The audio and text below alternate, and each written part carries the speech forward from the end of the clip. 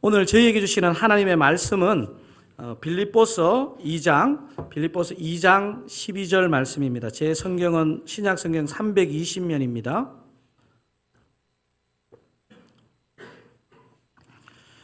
빌립보서 2장 12절 다 찾으시면 우리 한 절이기 때문에 두 번 합독해서 읽도록 하겠습니다. 12절 읽겠습니다. 그러므로 나의 사랑하는 자들아 너희가 나 있을 때뿐 아니라 더욱 지금 나 없을 때에도 항상 복종하여 두렵고 떨림으로 너희 구원을 이루라. 함께 읽으시겠습니다. 그러므로 나의 사랑하는 자들아 너희가 나 있을 때뿐 아니라 더욱 지금 나 없을 때에도 항상 복종하여 두렵고 떨림으로 너희 구원을 이루라. 아멘. 3주 전에 구원의 역동성이라는 제목으로 빌립보서 2장 12절에서 16절을 살펴보았습니다. 오늘은 12절에 있는 내용, 두렵고 떨림으로 너희 구원을 이루라 하는 그 제목을 중심으로 조금 더 그 부분을 집중적으로 살펴보려고 합니다. 제가 신병교육도에서 조교로 군생활할 때 전방사단이었는데 전국 8도에 이렇게 군인들이 이렇게 모였습니다. 구원파 전도사로 열심히 활동을 했던 훈련병 하나가 저희 내무반에 입소하게 되었습니다. 보통 뭐 남자분들은 다 아시지만 딱 군대는 10시 딱 되면 다 불 끄고 자거든요.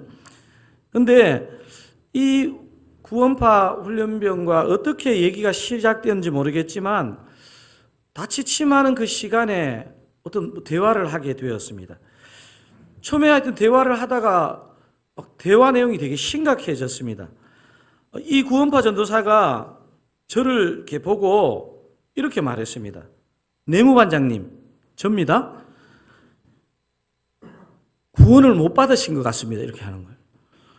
이게 훈련병이 되게 빠져가지고 내무반장인데 그래도 제가 물어봤습니다. 왜 너가 보기에 내가 구원을 못 받았냐 하니까 대화를 해보니까 구원받은 날짜와 시간을 모른다는 거예요. 제가 생각해보니까 몇 월 며칠에 받은지 모르겠더라고요.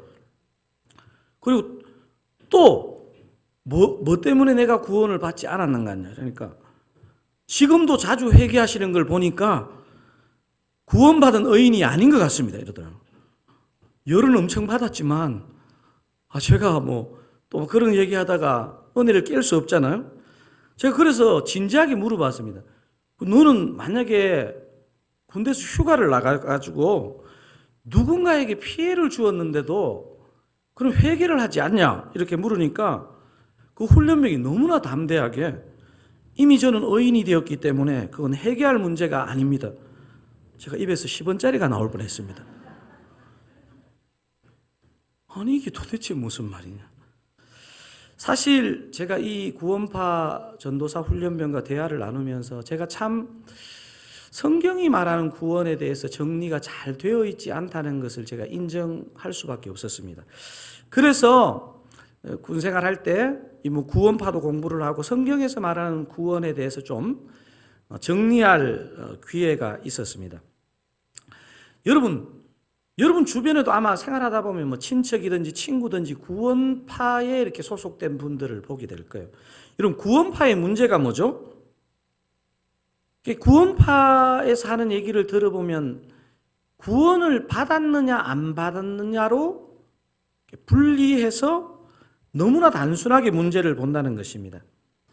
사실 여러분도 아시는 것처럼 이 구원이라는 단어가 사실 단순한 것은 아니거든요.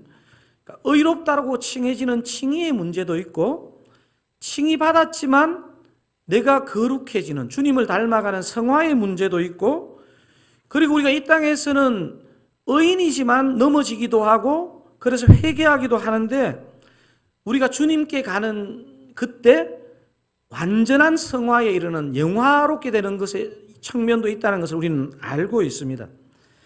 제가 이렇게 대화를 해보니까 구원파를 신봉하는 사람들의 공통적인 특징이 뭐냐면 이 구원받았다는 것만 생각하고 한 사람이 성화되어 가는 것을 놓치고 있다는 생각이 들었습니다.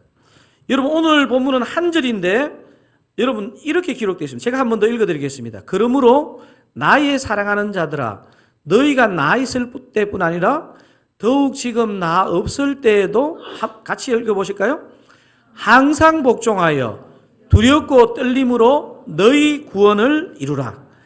여러분 본문이 어떤 단어로 시작했습니까?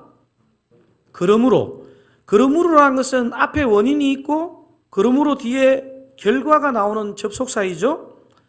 자, 그러므로 앞에 여러분 어떤 내용이 나왔는지 성경을 펴보시면요, 여러분 이 12절 앞부분에 예수 그리스도의 성육신, 십자가의 순종, 그래서 성부 하나님이 높여주신 얘기가 다루어집니다. 자, 앞문맥과 오늘 본문에 들어있는 이 12절이 두 단어가 연결이 되거든요. 어떤 단어로 연결되는지 여러분 색깔 있는 글씨에 강세를 두고 8절과 12절을 한번 읽어보겠습니다. 8절 읽어보겠습니다. 사람의 모양으로 나타나서 자기를 낮추시고 죽기까지 복종하셨으니 곧 십자가에서 죽으심이라. 우리 주님이 복종하셨기 때문에 그래서 우리도 어떡하라고 바울이 말하고 있습니까? 12절을 읽겠습니다. 그러므로 나의 사랑하는 자들아 너희가 나 있을 때뿐 아니라 더욱 지금 나 없을 때에도 항상 복종하여 두렵고 떨림으로 너희 구원을 이루라. 오늘 설교의 제목이 뭐라 그랬습니까? 두렵고 떨림으로 너희 구원을 이루라는 말은 이런 제목입니다. 사랑하는 사랑가족 여러분, 여러분이 생각하실 때 오늘 본문에 나오는 두렵고 떨림으로 너희 구원을 이루라는 표현이 여러분한테 좀 이렇게 익숙하십니까? 성경적입니까?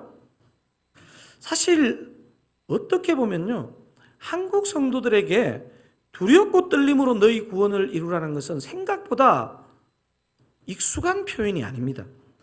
두렵고 떨림으로 너희 구원을 이루라는 이 말에 대해서 사람들이 가지는 한 두 가지 정도의 오류가 있는데요. 오해가 있는데 이렇게 정리할 수 있습니다. 첫 번째 오해는 뭐냐면 뭡니까? 구원의 확신을 가지는 것과 충돌되는 것으로 생각하는 오해입니다. 저 명령을 했다고 해서 또 저것을 표현한다고 해서 구원의 확신을 가지지 않는다 이렇게 얘기할 수 없다는 것입니다. 보통 우리가 이 구원과 관련된 가장 친숙한 구절이 뭐냐면 에베소서 2장 8절입니다. 여러분 2장 8절 같이 한번 읽어보겠습니다. 너희는 그 은혜에 의하여 믿음으로 말미암아 구원을 받았으니 이것은 너희에게서 난 것이 아니요 하나님의 선물이라. 구원이 뭐라고요?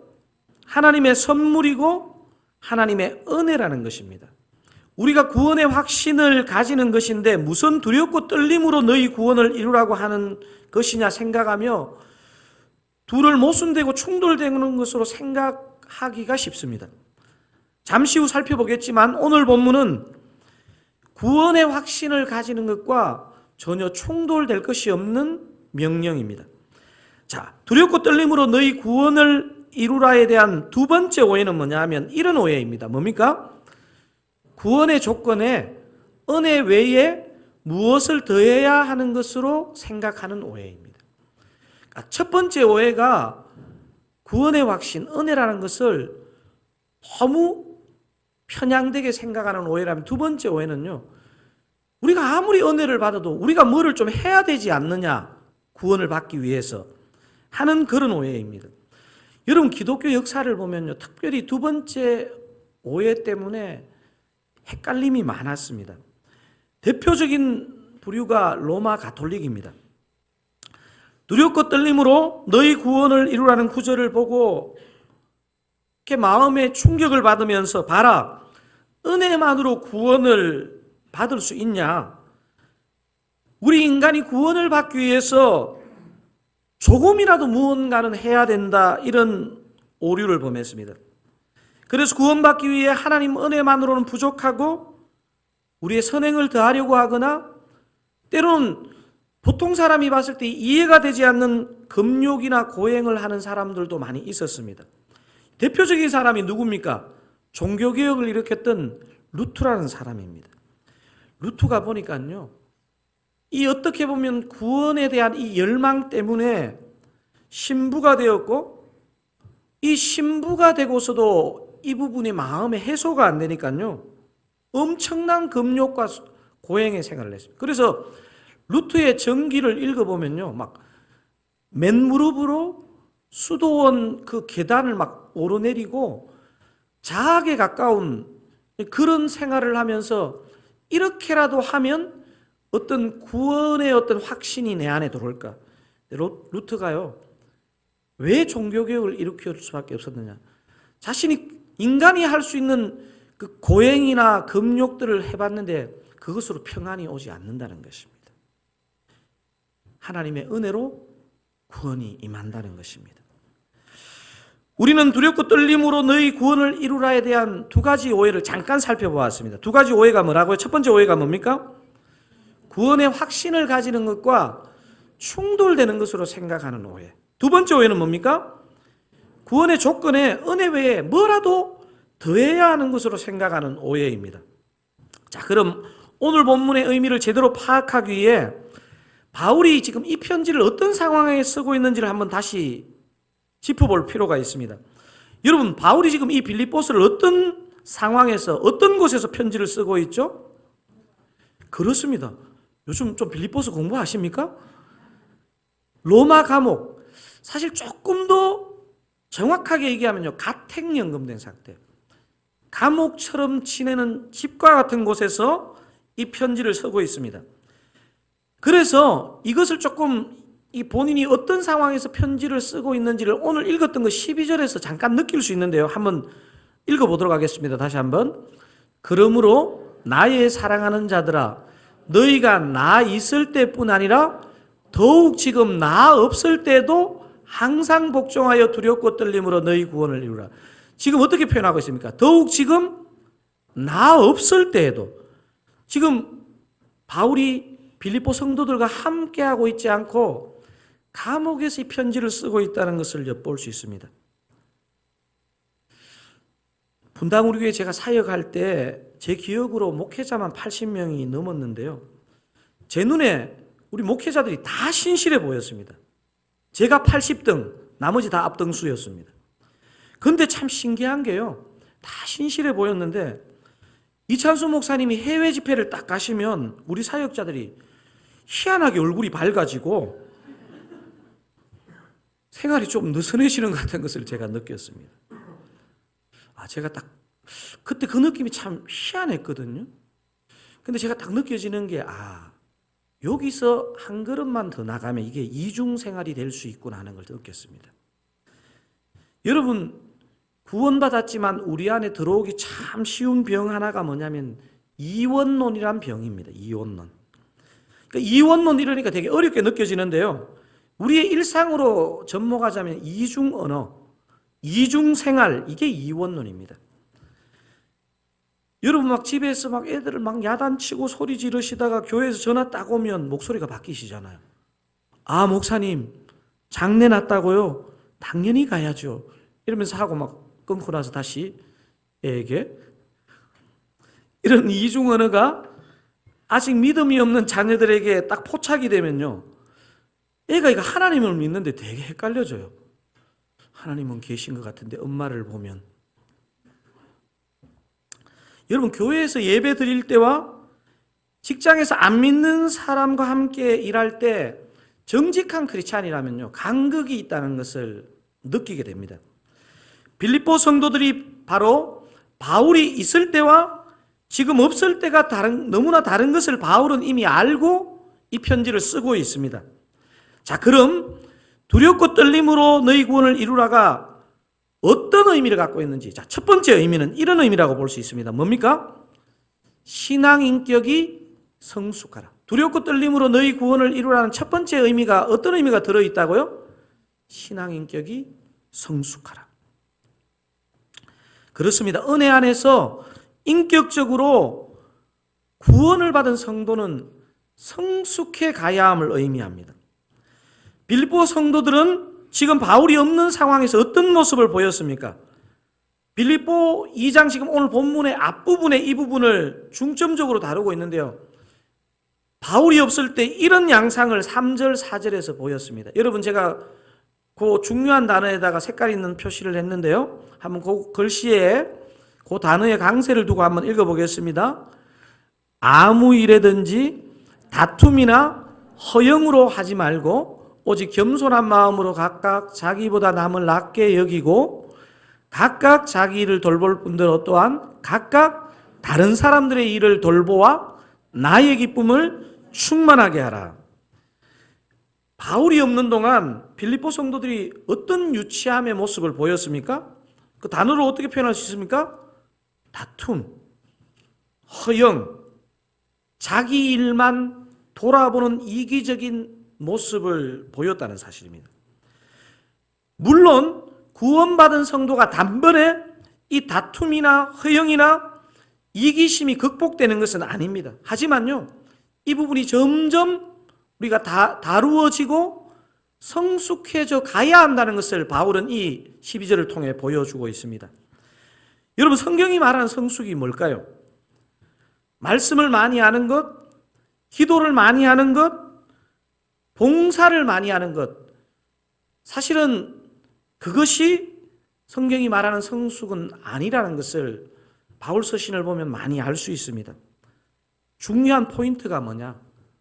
그 인격 안에, 그 삶 안에 성령의 열매가 맺혀가는 것이 성숙입니다. 그래서 갈라디아서 5장에는 성령의 9가지 열매를 말하고 있죠. 우리 9가지 열매 한번 읽어보겠습니다.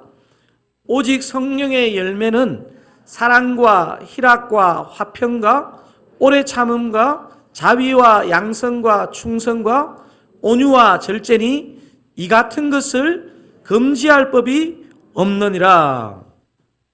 사랑하는 사랑가족 여러분, 여러분 안에 이 성령의 9가지 열매를 잘 맺어가고 계십니까? 마음이 되게 진지하게 받으시네요.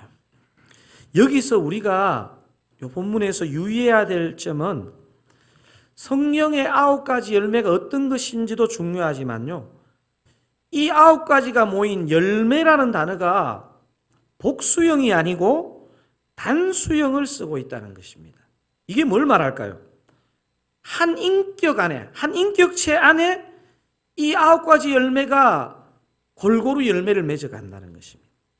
뭐 3가지 열매, 5가지 열매만이 아니라 구원받은 성도는 이 9가지 열매가 어떤 부분이 일정 부분 약할 수 있지만 신앙이 구원을 이루어가면서 인격이 성숙해 가면서 이것들을 균형적으로 성숙해 간다는 것입니다. 방금 우리는 무엇을 살펴보았습니까? 두렵고 떨림으로 너희 구원을 이루라는 것의 첫 번째 의미를 살펴봤죠. 뭡니까? 신앙 인격이 성숙하라는 것이 하나이고, 두 번째 의미는 이것입니다. 뭡니까? 구원에 합당한 삶을 살라는 것입니다.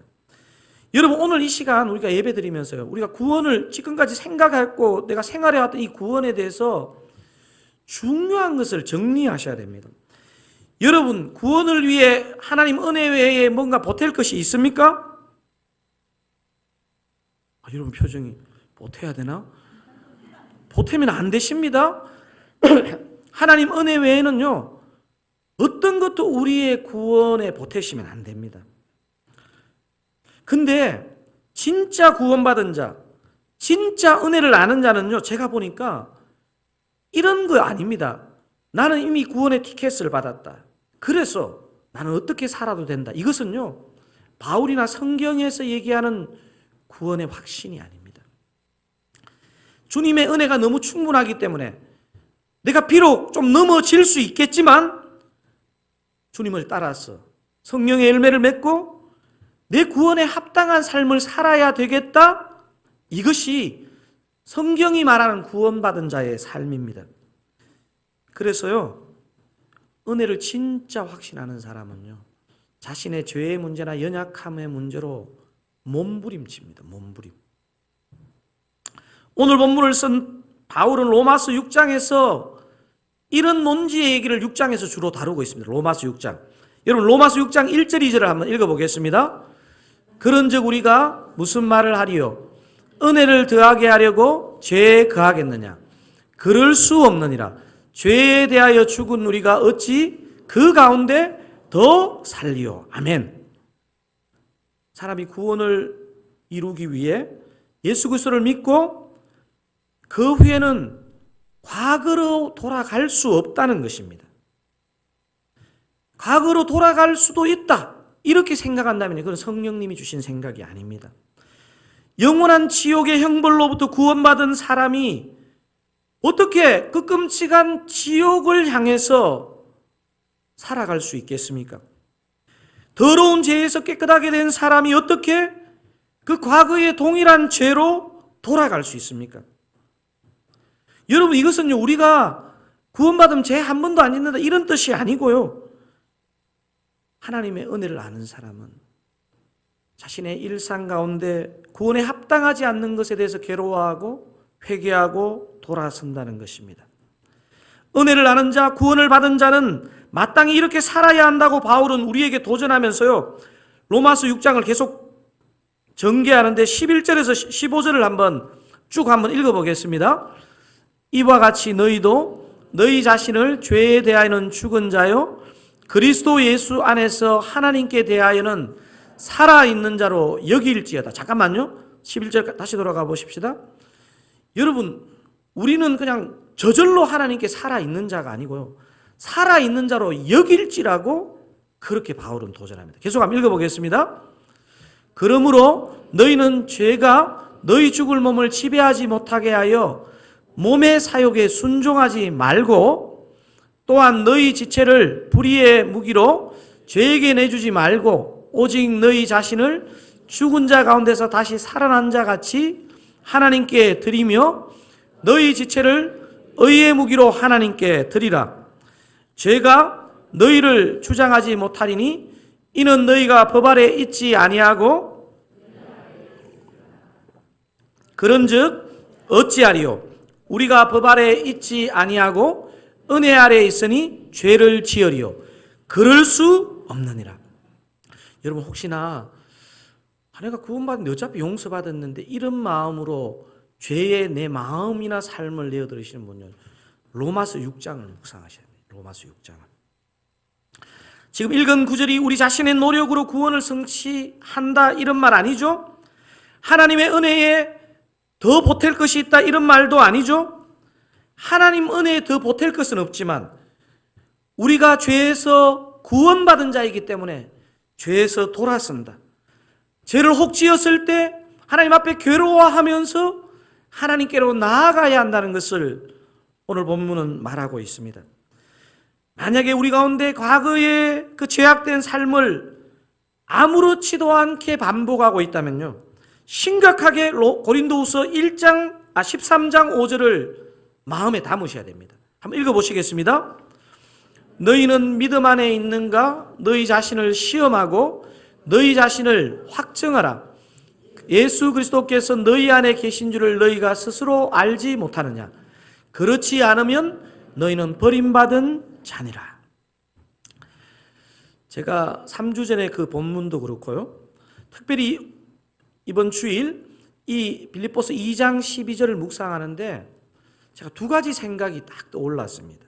한 가지 일은 제게 대학 때 복음을 전해준 친구에게 일어난, 그 대학교 1학년 때 일어난 작은 일이고요, 하나는 이번 주간에 제가 경험한 일입니다. 제게 복음을 전해준 같은 과 친구와의 일화를 제가 이 내용을 얘기한 적이 있는지 모르겠는데요, 사실 저는 대학에서 영문학을 했거든요. 저는 사실 영문 모르고 영문과를 갔습니다. 이 친구는요, 제 눈에 놀라운 것이 중학교 3학년 때 선교사로 가기 위해서 성경이 없는 부족에게 성경의 언어를 만들어주고 하기 위해서 영문과를 왔더라고요. 근데 사실은 놀라운데 또 친구다 보니까 뭐 지나내나 뭐 이러면서 지냈던 것 같아요. 근데 초신자인 제게 이 친구에게 임한 구원이 정말 다른 것이구나 하는 것을 제가 느낀 일이 있었는데요. 이 친구가 속한 그 선교단체는 춘천에서 설립된, 지금은 전국적인 선교단체가 되었는데 그 당시 제가 대학교 1학년 때는 아주 작은 선교단체였습니다. 대학생들과 직장 생활을 하는 사람들이 한 달에 한 번씩 금요일 밤에 모여서 1일 밤샘 집회를 가졌습니다. 어느 금요일 밤에 대표 간사님이 막 열정적으로 강의를 했던 것으로 제가 기억이 납니다. 사실 강의 내용은 기억나지 않은데 그날 잠깐 일어났던 이 일이 저는요, 오늘 이 구원에 관한 본문을 묵상하는데 확 떠오르더라고요. 이 간사님이 어떻게 강의하시다가 말씀을 하셨냐면 아마 유명한 영국의 목사님 책 한 권을 아마 그렇게 소개를 했던 것 같아요. 이 책은 너무 유명해서 여러분 중에 상당수는 이미 읽었을 것이고 그 책을 집에 가지고도 계실 겁니다. 이렇게 얘기했습니다. 당시 신앙과 리더십이 좋았던 그 제 친구에게 그 대표 간사님께서 이렇게 말씀하셨습니다. 영채 형제 이미 이 책을 읽었고 집에 그 책을 갖고 계시죠? 이렇게 하고 뭐 그냥 다수가 있으니까 그렇게 질문을 하고 강의가 계속 진행되었습니다. 근데 그 후에 강의를 계속 듣는데 이 친구가 평소와 다르게 계속 불안한 거예요. 제 옆에 보니까. 그래서 저는 큰 게 마려워서 그러나?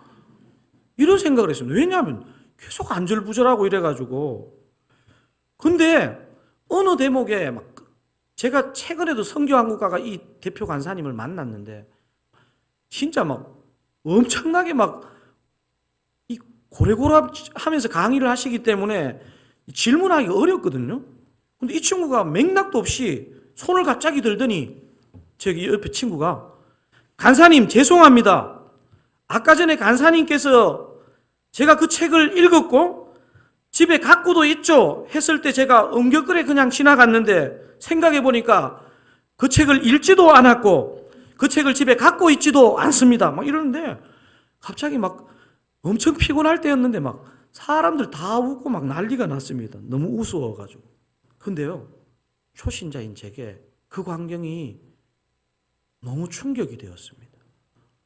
아니 저렇게까지? 그냥 나중에 끝나고 그냥 대표 간사님한테 살짝 얘기하면 되지. 제가 하나님의 영, 구원의 영이 임한 사람에게 저런 모습이구나 하는 것을 제가 지금도 기억에 날 만큼 충격을 받았던 것 같습니다. 구원받은 자의 삶이 제 친구와 같은 변화만 있겠습니까? 여러분 제가 3주 전에 빌립보서 2장 16절에 나오는 생명의 말씀을 밝혀라는 구절의 두 가지 뜻을 제가 아마 좀 설명했던 것 같아요. 어떤 의미가 있다 그랬습니까? 한 가지 의미는 햇불과 같은 생명의 말씀을 굳건하게 잘 붙드는 것이 하나의 의미라 그랬고 또 다른 하나의 의미는 뭐라 그랬습니까? 그 햇불 같은 생명의 말씀을 앞으로 내미는 것, 세상으로 내밀어서 삶과 입술로 선포하는 것, 이 두 가지 의미가 다 있다 그랬습니다. 제가 오늘 이 빌립보서 2장 12절 구원받은 자의 삶에 대해서 생각하는데 여러분과 함께 드렸던 수재민 특별헌금을 이번 주에 전달했거든요. 오늘 이 말씀에서 이 전달했던 이 마음이 떠올랐습니다.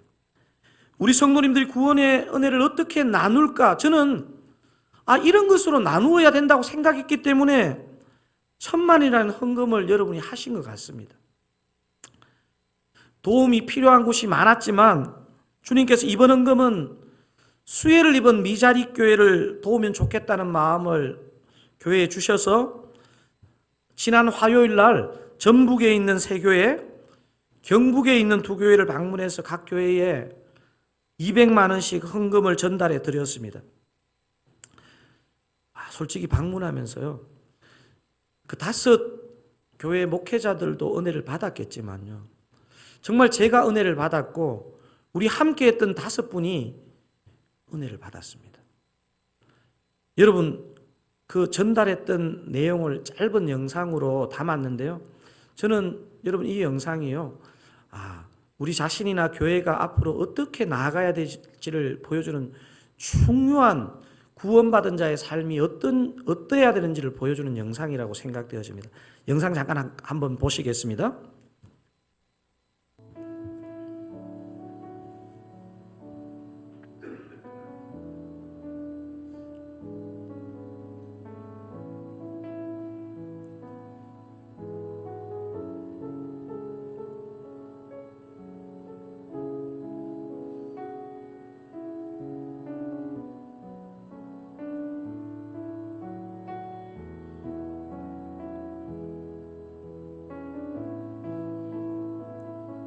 이번에 또 이렇게 뜻하지 않은 그 수해로 인해서 저희 교회가 많은 또 이렇게 피해를 보게 되었는데 하나님께서 저희 교회의 기도를 하나님께서 외면하지 않으시고 들어주시고 그래서 이렇게 또 귀한 우리 더사랑교회 우리 목사님과 성도님들이 우리 교회를 방문해 주셔서 우리 교회도 이렇게 큰 힘이 됩니다. 지난 저희는 이제 첫째는 어르신들 건강, 둘째는 자녀들, 셋째는 이제 우리 교회에 안 믿는 전야 예수를 모르던 분들이 다시 오는 그러한 교회. 그래서 사랑이 좀 넘치고 가족 같은 그런 교회로 성장하는 게 우리 교인들의 도움이 되게 해요. 우리가 예수 그리스도 안에서 한 형제 한 자매가 되어서 형제의 어려움을 또 자매의 어려움을 그냥 지나치지 않고 하나님의 사랑으로 대할 수 있도록 은혜 주셔서 정말 감사합니다. 또 우리 집사님들 함께 오셔서 위로해 준 거 너무 감사하고요.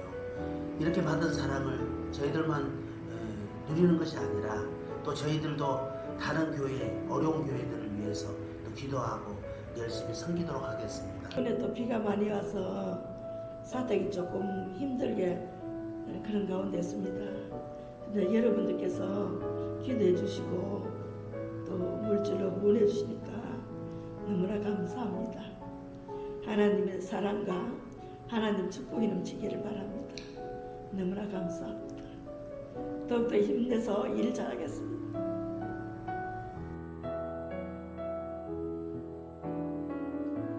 꼭 가야 되겠다 이런 마음이 드시고 계기가 있으시나요? 보다는 이제 교회가 비어 있다는 사실이 이해가 안 됐죠. 목회자들이 전하는데 저도 뭐 도시생활만 했는데 전혀 아무것도 모르고 올라가서 참 고생을 많이 했어요.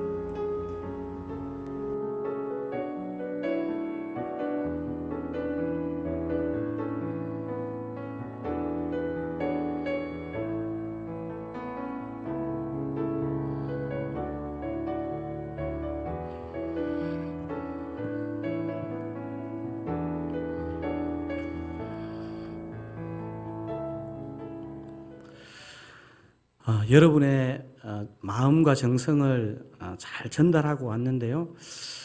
참 많은 감사가 있었는데 저는 특별히 우리 여기 영상에서 나왔던 주님 교회라고 남형열 목사님 정말 어린이 전도를 정말 열심히 하시더라고요. 원래 팬데믹 전에 한 7, 80명이 작은 교회인데도 어린이가 7, 80명이 모였는데 이게 팬데믹이 오니까 안 믿는 가정의 애들을 대부분 전도해서 데려왔는데 팬데믹 때 교회를 안 보내잖아요.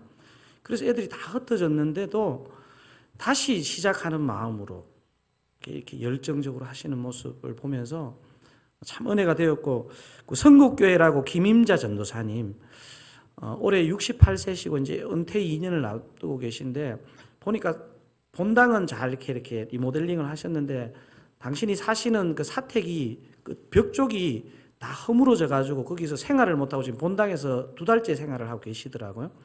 근데 이런 말씀을 하시더라고요.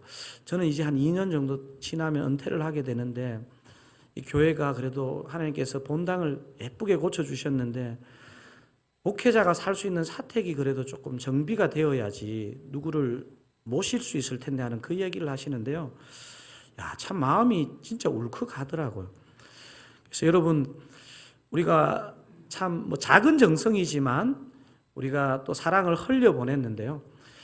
우리 더사랑교회나 여러분의 삶이 또 저의 삶이 우리가 받은 구원의 은혜를 믿는 사람이든 믿지 않는 사람이든 흘려 보내는데 귀하게 사용되시는 모든 성도님들 되시기를 주님의 이름으로 축원드립니다.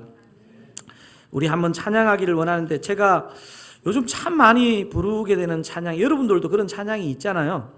저기 3주 전에도 여러분하고 불렀던 것 같은데 우리 송경민 목사님의 하나님의 부르심이라는 찬양입니다.